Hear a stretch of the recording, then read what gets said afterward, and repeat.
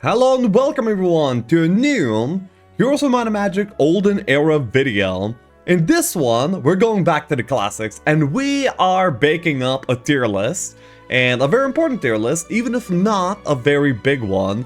We're going to be ranking all of the factions on where I currently think they stand based on my experience playing the game so far. I already put in like 100 hours into like PvP gameplay, I already played through the campaign, and so I think I'm ready to give my take on the factions so far. So first up is we have Temple.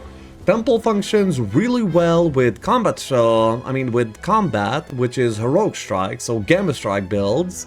They have a fantastic tier 7 unit. They have an alternative of playing tier 5 in most templates and perform relatively well. I feel like they're the good old stable, okay?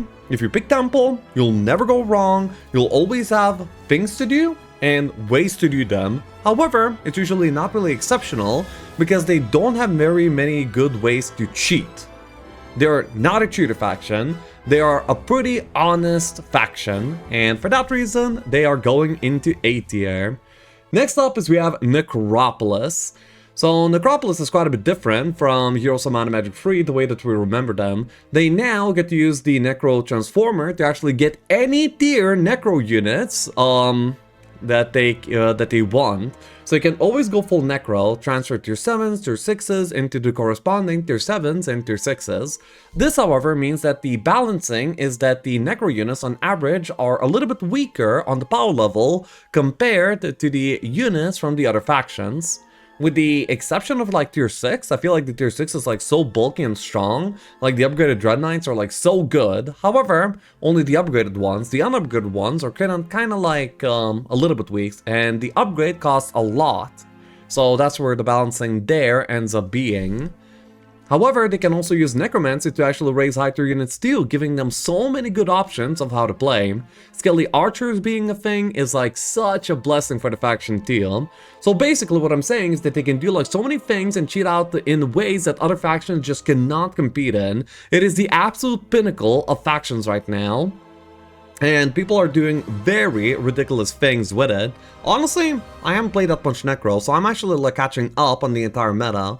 But what I see from Necro, and also even when my inexperienced hands play it, it is absolutely amazing. Necro is top tier. Next up is we have Grove.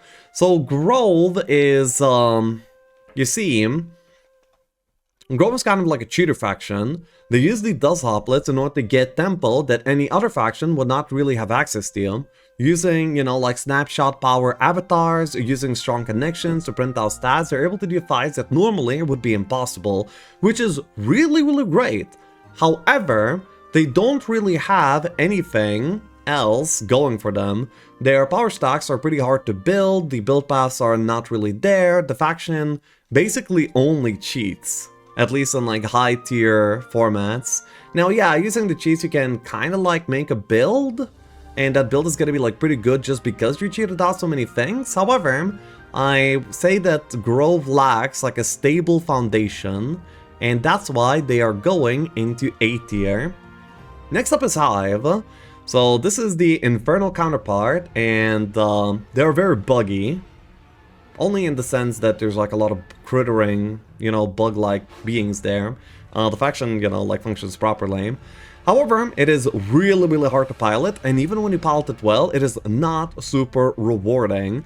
The faction requires you to play like many units of its faction, meaning that the game balance is going away from like power stacking some certain field 1 or 2 stacks into, and it is more heavily leaning into a playstyle where you're going to be using basically all of the units, which gets like extremely expensive and not really that rewarding and also hard to play.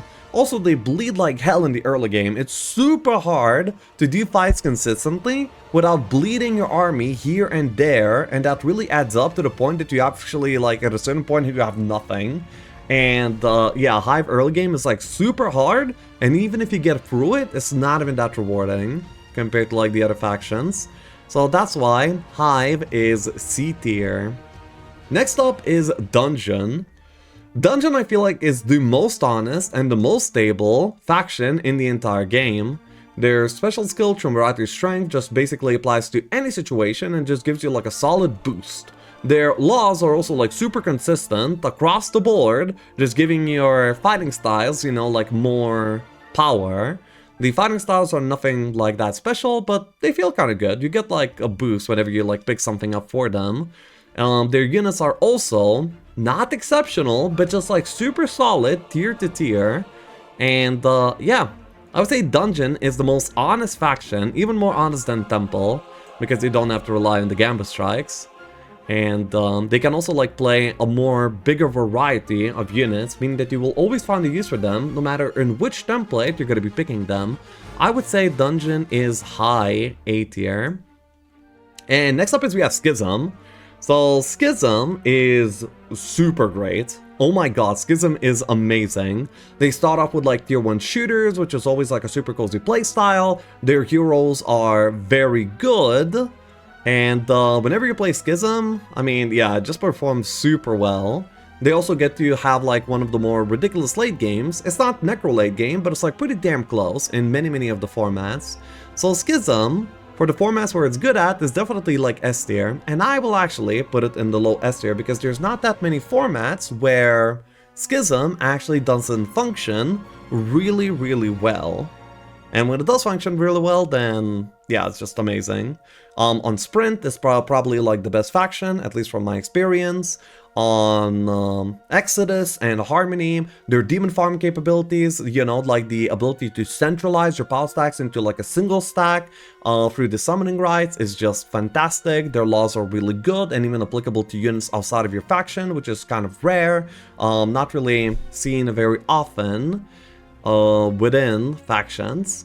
So for all of these reasons, I put Schism in the S tier alongside Necropolis, but it's a little bit like, you know, below Necropolis nonetheless. And yeah, of course we have like a big outlier in the form of Hive. However, this is only currently like a snapshot of the way that I currently see it and the way that the game currently is. I believe that the game is like really subject to change, both in the way that we approach it, that would change things, and also in the actual balance of things too. So, but that's the way that it is right now. And yeah, I hope you guys enjoyed. It is always fun to come back to some tier lists. If you want deeper dives on any specific faction, I have already gotten out a review for every individual faction out there, going over the heroes, units and laws and talking about them, what makes them good, what makes them bad, and so on. To be honest, I would be quite a bit better if it had like some actual good heroes, but now there's like 2 good heroes and they always get banned, so you never get to play those few good heroes and you have to like relegate yourself to like some trash. So for that reason, Hive is really low. So yeah, I hope you guys enjoyed, and I'll be seeing you guys with some strategy beginner guides as well soon. I hope you guys are looking forward to that, as I know I am. Cheers, and see you next time. Meow. Hey, you guys got a chirp. You are blessed for the rest of the day.